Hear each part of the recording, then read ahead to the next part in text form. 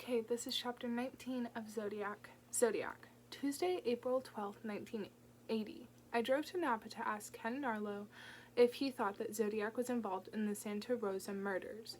The broad-faced, heavy-set lawman didn't pause a second but answered, "Not really. We considered some of them, but the characteristics were not compatible. We've all got our favorites," he said. "Takashi and Armstrong were always high on Starr.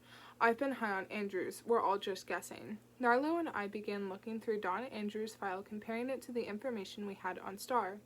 "Don Andrews' engine repair," said Narlow. "Might be a cover, or he might have actually repaired them. Father was Oscar Andrews, this name changed. Mother was Betty Morin, this name has been altered. Here he was booked by a transient by LAPD. Identification was recorded as Walt Hansen. This name has been changed. January 11th, 1945. Occupation given as stage singer." "Well," said Narlow, pounding his desk for emphasis, "I'll tell you, if Andrews isn't the Zodiac, I'll take one just like him." A 1969 photo of him was very close to the Zodiac composite drawing when Narlow laid them alongside each other. "So, here he gives his occupation as engine builder," said the detective, still looking through the file. "Walt Hansen is the same as Don Andrews. Here's an affidavit of registration in 1967. He lists his occupation as engine builder. Here's his rap sheet. You definitely have a Don Andrews alias, Oliver Walter Hansen. Kathleen John said the Zodiac wore a band on his sunglasses, so does Howard. In 1969, Napa had 3 homicides within 10 days, which just tore a small department like ours apart, manpower-wise. We were kind of fragmented in the investigation division, so I requested an investigator from the Department of Justice be assigned to help us with this case the moment we found out it was tied with the slayings in Vallejo and Solano County. We were assigned Mel Nicolai, a very close personal friend of mine. Information time charts, PERT charts, were done on all the Zodiac crimes with the assistance of the Department of Justice so that the officers involved could keep in contact with all the evidence and time sequences. We do it on major homicides and surely on something as complex as this involving so many different police agencies. As the palm prints Napa have been checked against the suspects. Now San Francisco's got fingertips, one in blood." I asked Narlow about the story of Bob Hall Starr and the 2 hunters when he predicted in 1966 that he would kill couples and call himself Zodiac. "That story is so bizarre we don't know whether to believe it or not. Sometimes people concoct things like this for whatever reason. Maybe they firmly believe it. I don't know, but that story about him talking about those things is so pat that if he in fact did say it, then he almost has to be the Zodiac." I later learned that there was some antagonism between Starr and one of the hunters that would cause the report to be suspect. "It would be difficult at this point if a man were to come in here and confess to the Zodiac killings. It would take a considerable length of time for us to unravel some of the things he'd said to determine whether it came out of newspaper clippings or interviews with people. Of course, there are certain things that we've held back," said Narlow. Saturday, October 25th, 1980. It had become apparent to me over the years that the police departments were not exchanging their best Zodiac information with each other. I remember Takashi telling me, "Narlow could never put Don Andrews down in the area of Riverside, but we could. Still, we don't know how long he was down there in Riverside." After a visit to see Houston and Vallejo, I called Takashi. "This guy, Andy Todd Walker, they were so hot on. He supposedly was the one sitting in the restaurant all the time bugging Darlene. But Bobby Ramos told me, no, that wasn't the one. I told them it wasn't him. There was a guy doing these things, poking around in Darlene Farron's life.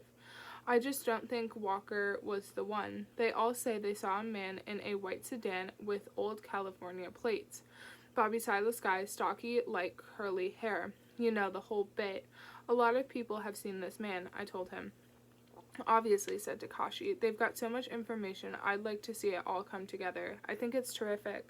I really think it was someone from Vallejo or close to Darlene. Right now, it looks that way. The more information you keep getting, the more it leads to the area there." Saturday, November 8th, 1980. In answer to a letter I wrote, Darlene Farron's sister Linda called me. Since Darlene's death, her life had been chaos, and she was calling me from near Stockton.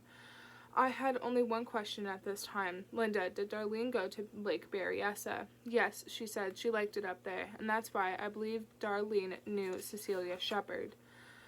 Saturday, December 20th, 1980. My attempts at following Star were as worthless as before. I was certain he was on guard. However, I got hold of some job applications he had recently filled out and some business receipts from 1980. I drove to Sacramento and arrived at Sherwood Morrell's just before 8 at night. Morrell was anxious to see more of Star's printing. He studied the samples for 5 minutes and then looked up at me. Well, right off. Star has none of the three-stroke K's we associate with Zodiac. And take a look at Zodiac's N. It's either like a check mark or a hump. Now, Star's N's are rounded. Star's Y, too, is all wrong. But outside of that, the samples are close enough that I still want to see more. Sherwood thought that the printing that Star was doing since he'd gotten out of prison was contrived and not natural to him. Monday, January 12, 1981. I called to set up an appointment with Jack Molnax, the policeman who had replaced Lynch and Rust on the Farron-Magoo investigation. He was a private detective now, but wouldn't touch a case if he thought the client was guilty. I understand that you had a suspect you liked a lot, I said. Was this suspect named Star? Yes, Star was the only suspect I ever developed that I had any strong feelings about, said Molnax. I have a file on Star that you might like to see, I told him. I got his scholastic record.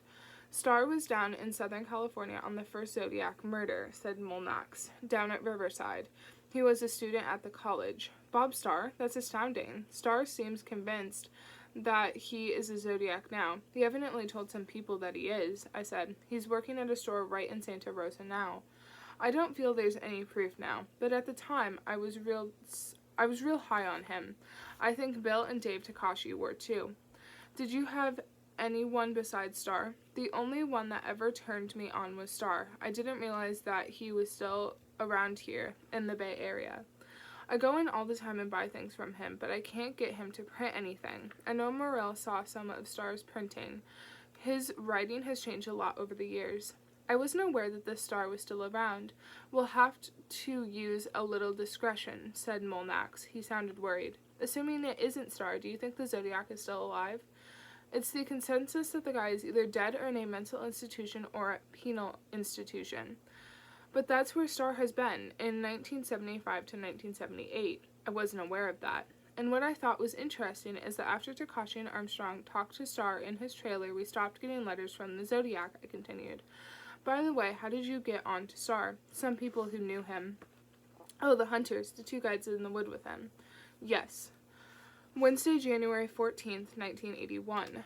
Over coffee, Takashi and I discussed Star. Dave, I've got something I'm not sure you know, I said. Star was at Riverside College in 1966. There was a long pause as Takashi absorbed this. His family had told us something about Star being around the Riverside area in the middle or late 60s, Takashi said. It's never been confirmed. I was surprised, to say the least. I was able to place him there only in the early 70s before. If Star were actually at Riverside College, maybe someone saw him with scratches on his face the day after the Bates killing. He's the first suspect that I've run across who was also at RCC. We knew he was in the area, but not at RCC. That's what I thought. When the family came to us, said Takashi, we told VPD about Star. They had already scanned him very, very briefly. Molnax's eyes really popped. He actually thought we had him. You might have. Star had a friend that Husted knows about. He's afraid of Star, and his wife asked him not to speak to the police. Seems one night while they were out drinking, Star hinted to his friend that he was Zodiac. This is the man that Star wrote to while he was in the institution. There is a remote possibility that he was also a patient at Hacienda when Star was there. I wish I could give you a better suspect than Star, Takashi said. We exhausted every avenue. We just didn't know which way to go after we searched his trailer. Since you're off the case, if I was able to come up with some proof of Star, whom would I give it to? I asked. Would you have trouble presenting it to your department? You might be better off staying with someone in VPD. Star is outside of our jurisdiction. Right, I've been passing everything along to Houston anyway. I was just concerned. I know you are, said Takashi, leaning back in his chair. A guy who's only under the delusion that he's the Zodiac, I said, couldn't really plan to be in Riverside in 1966 because the Riverside murder was only uncovered long after Star became a suspect. Zodiac even attempted to conceal his connection to the crime, only belatedly taking credit as if he had made some sort of slip. There's an awful impressive case against the guy. We sure tried to get him, said Takashi, and everything we had we passed on to Valito. But I'm aware after talking to you that so much of what VPD had was not relayed over here to us, and I'm sorry. It was like a one-way street. Star does have a .22. We knew that. Well, he was an outdoorsman and all that, rifle, handgun, but not enough for us to book him on a warrant. And why does he change cars all the time if he's not up to something? Monday, January 19th, 1981. After I arrived at Jack Molnax's home in Valito, he decided to take me out to the crime scene again. The heavy rain had stopped and was now missed. Molnax carried 2 handguns in holsters with him to his truck. As the big man slid behind the wheel, he stashed the weapons under the front seat. There was a rifle rack on the truck. Besides being a PI, Molnax was an avid deer hunter. After we had looked at the Lake Herman site, he took me out to Blue Rock Springs and told me about a trap the police had set up, a decoy, a couple of dummies, in a car to the west of the parking lot. The car was parked partially in the woods and a stakeout set up. Nothing came of it. Molnax said, I was really surprised when you told me Star was working in the Bay Area. Is his mother still alive? She spends her time traveling. Evidently there is some money in that family. He's got a new Carmen Ghia and quite a few other cars. Molnax rummaged among the notes he had taken. I don't know if this was indicated in our reports. I just read this part this morning, he said. At this point, I learned a stunning piece of information. There is a voice print of Zodiac speaking to Nancy Slover, the police operator at VPD, on the night of the murder. I ran to a booth in Valito and dialed Takashi in San Francisco. Dave, did you know that there was a tape of Zodiac calling Nancy Slover? Molnax told me that Linda, Darlene's sister, has heard it as well. Oh, really? I was never aware of that, Takashi said gravely. It's interesting. She says she heard a tape. I'd like to know about that. Try and verify that. It does seem terribly important. Well, sure it does. I wanted you to know. I'm looking into it, I promised. I told Takashi about the composite drawing that Linda had produced for VPD of the man she saw at Darlene's painting party and how closely it matched the Zodiac composite on the wanted poster. Ours? For Christ's sake. Also, according to Linda and some of her friends, there was a man bringing Darlene presents from Mexico. All they knew was that he was named Bob. She described him with close cropped hair, paunch, muscular. It sounds a lot like Star. Evidently, she got the connection across because the police were looking into people named Bob. I told Takashi that Bobby Ramos, I told Takashi that Bobby Ramos, when asked by the police who Darlene's closest friends were, answered Sue Gilmore, Robbie, and this guy named Bob who used to bring her presents from Mexico. The presents were a silver dollar purse and a belt. Thursday, March 5th, 1981. I drove the 36 miles to Valito in a downpour to check out a hunch I had about the Blue Rock Springs murder. I passed the oil refineries to my left on the way, thousands of twinkling lights amid blue-white steam billowing from the towers. Recreating the crime, I left Darlene's house at 11:40 p.m., although the sitters told me it was closer to midnight when she actually left, and drove on Georgia Street straight to Mike's house on Beechwood. I arrived there at 11:45. I waited only 1 minute and then drove to Blue Rock Springs and stopped in the lot at 11:51. I allowed enough time for the shooting at midnight and then drove down Springs Road to the phone booth and used by Zodiac to phone the Valito Police Department. Even with the rain, the poor visibility, and obeying the speed limit and all stop signs and lights, I got to the booth at 12:09. Zodiac's call to the police was made at 12:40. That left 30 minutes unaccounted for. The booth was less than a block from Darlene's house and in front of the sheriff's department parking lot. The lot is large and open, and Darlene's home was easily visible across it. I had to ask myself, would Zodiac park almost directly in front of the sheriff's office in a car that may have been seen leaving the scene of the crime? And for over a half an hour, isn't it more likely that he lived near the police and sheriff's departments and went home to hear the sirens of squad cars rushing to Blue Rock Springs? When this didn't happen, might not he have walked to the phone booth and reported the shooting so that he could get his kicks in exactly the same way he was to do later in Napa? By 12:47, the police knew exactly where the call was placed, and anyone in the sheriff's department could look across the lot and see a person in the lighted booth. After Zodiac finished his call, a call he knew was in the process of being traced, he was seen by an unidentified black man. Would he dare use another booth in the area to place his 1 o'clock prank calls to Darlene's house and Dean's relatives, particularly if the area was mostly black? My thought was that he made at least the second calls from his own home. He finished at the booth at 12:45 and made his crank call at 1, 15 minutes later. If Zodiac arrived home at 12:09, he would have hidden his car in the garage, hidden his gun, and waited for the sound of sirens. Lynch did not rule immediately on the report of the shooting, and so tired of waiting, Zodiac leaves at 12:25. He walks to the booth about a 15-minute walk and makes his call to the police. Then the roughly 15-minute stroll home slowly so as not to attract attention, and perhaps irresistibly past Darlene's so that he could look into the darkened window. Was Zodiac's home in the direction of Darlene's from the booth? With the phone booth in the center, was Zodiac's home within a 15-minute walking distance? Few homes in Darlene's neighborhood had garages, and I felt that the killer needed a garage to hide his Chevrolet. Star had one. Going by the Zodiac letters, he would also have a basement, another rarity in this neighborhood. Star had one. His house at the time was exactly a 14 or 15-minute walk away from the phone booth.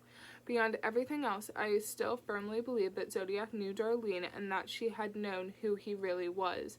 Zodiac knew Darlene's nickname. With no word of the attack on radio or television, he knew her home phone number, not yet listed in the phone book since she lived in a new house purchased 2 months earlier. He knew her because with all the booths available in Valito, he called from within the sight of her home. Darlene was hounded by a man in a white Chevrolet sedan, a man who sat in front of her house who frightened her at the painting party and asked about her at Terry's. 15 minutes before the killing on Lake Herman Road, and throughout the evening, a white Chevrolet sedan was seen parked exactly where the murderer's car was parked, as if the killer of Faraday and Jensen drove a white Chevrolet and the man asking about Darlene drove a white Chevrolet, then chances were that they all belonged to the same man, Zodiac. Zodiac was able to describe Darlene's outfit in detail, even though he saw it only briefly, knew her well enough to follow her from her boyfriend's home and then call VPD across from her own home on Virginia. If he knew her, then he may have been the man calling all day for her that July 4th. Darlene knew something big was going to happen. 2, she was a friend of other victims. More than one person had told me that she knew Cecilia Ann Shepard. Saturday, March 7th, 1981. I arrived at the home of Detective Sergeant John Lynch in Valito. He was a small, solid, older man with penetrating eyes. We sat in his dining room. "What about Mike Magoo?" I asked. That guy was a tough guy to fathom. I never did figure out what was wrong with him. To tell you the truth, I never talked to anybody that I even remotely suspected. "You wrote Dean off as a suspect?" "That night. You know, when it happened, that's what we at first thought." "Darlene dated a lot of guys?" "Oh, all kinds of guys. She was a goer." "What about Bob?" I asked. "Bob? Oh, Bob Starr? I talked to him at great length several times. He was up the coast in Bodega Bay. He's a skin diver. On that 4th of July, 1969, he said he was with 3 or 4 other guys." "When did you speak with him?" "In 1971. Long before that, within 1 or 2 months of the killing. I don't know how I got his name in the first place. He's a great big guy. Have you seen him?" "He's bigger now," I replied. "Husted likes Starr the best." I like him the least. I was positive it wasn't Star. The minute I looked at him, I said mentally, that isn't Zodiac. I only typed in 5 or 6 lines on the report on Star, only in order to get Star's name in. I talked with him for about an hour, checked on his car, and he had his scuba gear in the back of the car. Real old, dirty car that didn't even remotely resemble. He had a lot of cars, though, I interjected. He's got 4 now. Oh, I didn't know that, said Lynch. I thought to myself that Lynch had cleared Star because he did not match Lynch's visual impression of the killer. Lynch's replacements over the years did not go back and check the early suspects cleared by Lynch. Sunday, March 29th, 1981. Sheriff Al Houston had been in a whirl. In 2 years, he had collected over 2,000 suspects in his search for the notorious Trailside Killer. This murderer had stalked Marin County's steep hiking trails, shooting and stabbing 7 young people, always preceding the attacks with threats of rape accompanied by an arcane pre-sexual ritual and followed by actual sexual attack in a few instances. Oddly, many of the deaths occurred around the holidays. The Trailside Killer's victims were Etta Kane, 44, shot by 2 .44 caliber slugs in the back of the head. Barbara Schwartz, 23, stabbed by butcher knife, which was found nearby, along with the killer's blood-stained, horn-rimmed bifocal glasses. Anne Evelyn Alderson, 26, shot by a large-bore weapon in the head. Diane O'Connell, 22, and Shauna May, 23, shot in the head execution style. In the search for O'Connell and May, the badly decomposed and fully clothed corpses of Cynthia Moreland, 18, and Richard Stowers, 19, were found, also shot in the head but a month earlier. Police realized that May and O'Connell had been killed to call attention to the earlier murders. Today there were 2 more victims, 100 miles from the last Trailside murder. Ellen Mary Hansen, 20, who was killed instantly, and Stephen Russell Hartel, 20, who was only wounded. They were in the mountains above Santa Cruz. After surgery, Hartel described the man in great detail, and a set of composite drawings was made. The killer was between 45 and 55 years old, about 5 foot 9 inches tall, and weighed 175 pounds. He had gray, close-cropped hair, hazel eyes, and wore dark horn-rimmed glasses with faded stems. He spoke in a slow and deliberate manner, and had very clean hands. The slayer wore blue bell-bottom Levi's and white running shoes, a green baseball cap, a gold nylon windbreaker with Olympic Drinking Team Montana on the back. He had crooked yellow teeth. Witnesses saw the killer flee on foot, take off his glasses, and speed out of the campground in a red foreign car. Stowers, Moreland, O'Connell, May, Alderson, and Hansen were all killed with the same .38 with round-nosed bullets. Both Marin and Santa Cruz investigators announced that they strongly believed that the Santa Cruz slaying was the work of Marin's Trailside Killer. Obviously, this Trailside Killer reminded me of Zodiac. Star's file computer number had been sent to Santa Cruz police on April 2nd by Husted. The next day, KTVU-TV announced that, based on similarities to the composite drawings, the Trailside Killer might also be Zodiac. Police eventually arrested and convicted David J. Carpenter as the Trailside Killer. He had been cleared as a Zodiac suspect by Takashi in 1970 and Husted in 1979 on the basis of handwriting and fingerprints. Additionally, I learned that he was in jail during the times 3 of the Zodiac murders took place. Friday, May 15th, 1981. A furious and crestfallen Takashi spoke to me. We've sent all our Zodiac files to Sacramento. Seems the agencies involved had decided to let the State Department of Justice coordinate the dead Zodiac investigation. I was hoping that Lieutenant Jack Jordan of Homicide would hold on to some parts of the case. They never wanted to be bothered by the Zodiac, mostly because it meant a hell of a lot of work. DZ himself drove everything to Sacramento. He never bothered to learn the case, said Takashi bitterly. And now they've even sent copies of our latents from the cab to the Department of Justice. A state employee will be coordinator. What the hell he'll be doing is anybody's guess, Takashi snapped. I'm very saddened by this. What a shame. We haven't kept any of the files. He shook his head. All the handprinting reports by Morrill, the fingerprint reports, all gone to Sacramento. I think SFPD made a mistake not keeping something. An expression of annoyance crossed Takashi's face. When I think of the man hours and months and years compiling the unreplaceable alphabetic files on suspects, whenever someone asked me, Takashi, what the hell have you been doing on the goddamn Zodiac case, I could always point at my cabinets and sit back and see the look of amazement on his face. Now, if someone asked me, all we have is one manila folder in a 1969 unsolved drawer, he said with emotion, sure doesn't show much. Now some poor guy who has no idea what the Zodiac is really like has to investigate. Takashi got to his feet and walked to the window. How can we expect this poor guy to know what he's doing? Sad, very sad, he concluded. They'll never catch him now. After the Zodiac case had been moved to the State Department of Justice, I began working with a source there. Thursday, June 18th, 1981. A few good leads, said my Department of Justice source told me. Brand new people and a few old names. However, everybody kind of thinks it's this one guy that used to live in Vallejo. Yeah, Star. He's a fascinating guy, I agreed. I figured you were writing about him. Everybody seems to be leaning toward him. I don't know if we're barking up the wrong tree because there's no evidence to indicate that Star's anything but a nut. I've got all the files from SFPD on 3x5 cards. All they seem to be looking at concentrating on is the fingerprint on Stein's cab, he confessed. Do you believe that is Zodiac's print? I asked. I don't know. You know, the witnesses indicated that he wiped the cab down to remove any prints. Right now I've been looking at the handwriting. There was one tip that came from a Bay Area town. I'm checking that guy out. That wouldn't be Santa Rosa, would it?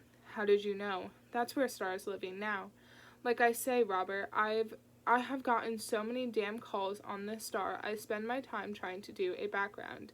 I don't want to be left holding the bag, the last person on the case.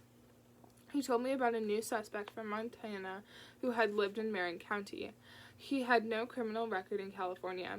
One of the handwriting experts, Prouty, has indicated that there are some characteristics noted between the handwriting of this man and those of the Zodiac letters, my source told me, but these are not enough to warrant identification to a degree of probability of authorship. They do indicate to the examiner the more handwriting samples and comparisons are called for. I suddenly realized that this new suspect was Don Andrews. My source was going to be repeating a lot of work that had already been done. It was good to hear that Prouty agreed with Morrill that Andrews' movie poster writing was as close to Zodiac writing as anyone had yet found. Look, Star might be the guy, he continued. I'm not saying he's not. Star goes to libraries and does a lot of research on crimes against women. He used this to scare his friends into believing that he might be the Zodiac killer. Every investigator I've talked to thinks it's him. I'll give you something to read, I said. I'll send you my chapter on Star in the morning. That's great. You treat me right, I'll treat you right. If there's something there that'll get you started on something, I'll let you know. While I was in Sacramento, I dropped in on Sherwood Morrill, who was busier than ever in his retirement. I had some letters from Penny in the trunk of my car, and Morrill and I compared them to the Zodiac printing. They did not match in any way. I got them all, Robert. A group of San Francisco people have been calling me for years, telling me that a wealthy banker in the area where Stein was killed is the Zodiac. They got into his yard, swiped all his garbage cans, drove them up here and dumped them all over my lawn, and started reading through them to show me his handprinting on letters and bills. Morrill sighed. I just threw up my hands and went in the house. Wednesday, January 6, 1982. The years of frustration finally caught up with Takashi.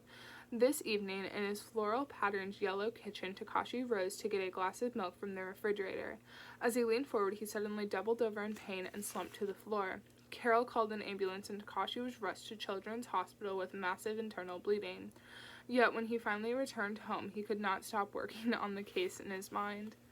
Wednesday, August 3rd, 1983. After months of working on finding Don Andrews, I found him effortlessly in a matter of seconds. Suddenly, I knew exactly where he was. As I crossed the room, I didn't rush. My hunch was that strong. My mind had gone back to my conversation with Narlo when we were trying to see if Don had used the alias of Hansen. See, said Narlo, here he gives his occupation as engine builder. Walt Hansen is the same as Don Andrews. In the yellow pages for San Francisco, under engine building, I found this listing. Andrew Donaldson. This name has been changed. I had my friend call the number listed, then she called me back. I had a long conversation with him under the pretext of having some work done. He told me that he hasn't been in Southern California except for San Diego. He said he'd never been to Riverside. I told him I'd been a student there. He told me that he doesn't do engine repair full time. Donalds had told me he's listed in both the yellow and white pages. He said he wanted to be different but didn't say how. You'll love this. He said regarding his last listing with a number and no address. Anyone who knows me will know it's me. I'm supposed to call back tomorrow to get the address and make an appointment. Is he the right one? The dates match up. When you get the address, let's pay him a visit. Thursday, August 4th, 1983. The man who answered was Don Andrews, all right. The dark horn-rimmed glasses were held on by an elastic band in the back, just as I had been told. As Narlo had said, Andrews was interesting and intelligent and talked on and on. I was impressed by the multiple layers of his personality that I knew lay beneath the identity he had assumed for his latest role in life. Earlier in the evening, I had paid a visit to Don's old house in the Height. Dawn had lived there in 1969, the same time as Darlene and her first husband, and Darlene had lived only 1 block away. My friend described her car, a white Rollnack Caravelle with stripped gears. This was the kind of car that Don had owned at the time of the Lake Berryessa killing. This got a big response out of him, a quick uplifting of his head. I could tell the man was instantly suspicious. As I watched my friend and Dawn talking about how she would be bringing her car by in the morning, a visit I knew she had no intention of ever following through on, I looked around the spacious apartment with its movie posters and film stills. He seemed to identify strongly with Oliver Hardy. Everywhere, there were photos of Hardy without Stan Laurel. I could tell as we left that my friend was very impressed and considered him more of a suspect than ever. My God, he seems shrewd, she murmured as we went carefully down the steps in the dark. He seems so really intelligent. I think he could be the Zodiac. I said nothing, but deep inside my suspicions about Don had faded. He was a fascinating suspect, but I no longer believed it was he. It was Starr who seemed to dominate the case from as far back as the murder of Sherry Jo Bates in Riverside.